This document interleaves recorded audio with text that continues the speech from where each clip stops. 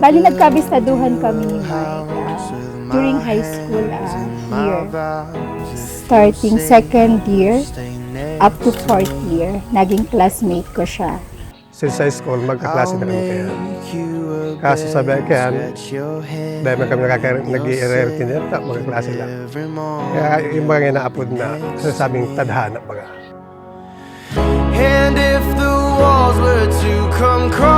Naniniwala kaya ako sa kung sino ang itinadhana sa imo, kung sino ang nakaplan sa imo ni God, siya ang itatao sa imo.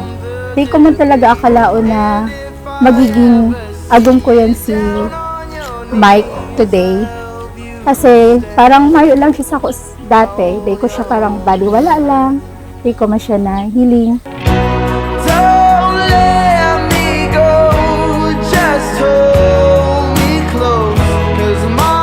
Nahiling ko kayaan talagang, totally yan talaga, mabuotong talagang babae yan.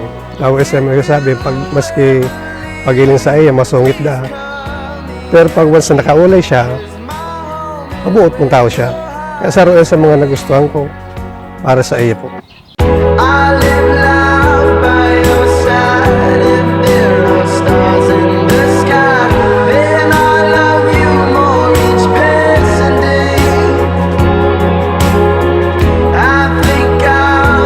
Then, nag-abot yung time na nahiling ko sa iya yung mga ano ba yun, yung mga character ng isang lalaki na gusto ko, yung pagiging mabuot, maasikaso, tapos mapagmahal sa pamilya.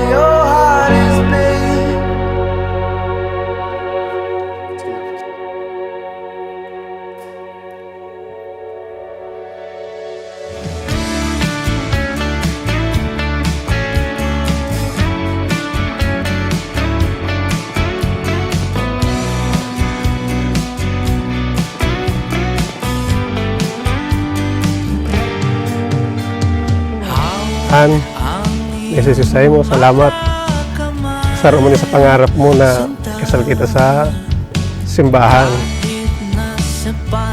Salamat sa mo sa naging parte ka sa iyong buhay. Ayon sa totoo yung mga aki.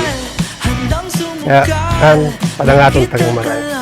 Dahil tayo pagpapalit kanino man. Salamat. I love you. See you later.